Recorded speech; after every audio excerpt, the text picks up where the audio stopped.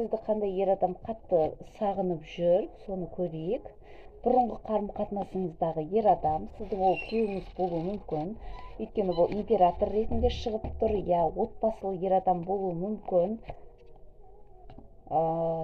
Сізбен қарым-қатынасын сақтап қалғысы келген ер азамат болуы мүмкін. Сіз үшін күрескен, яғни конкуренттермен де күресе білген ер азамат болуы мүмкін.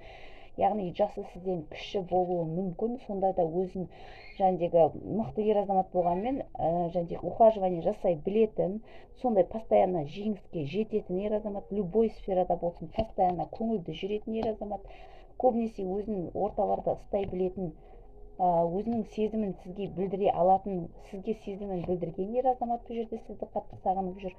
Бірақ қазір өзін өзі ұстап тұр десем де болады. Өйткені қазір ара қатынастарыңыз жоқ болуы мүмкін.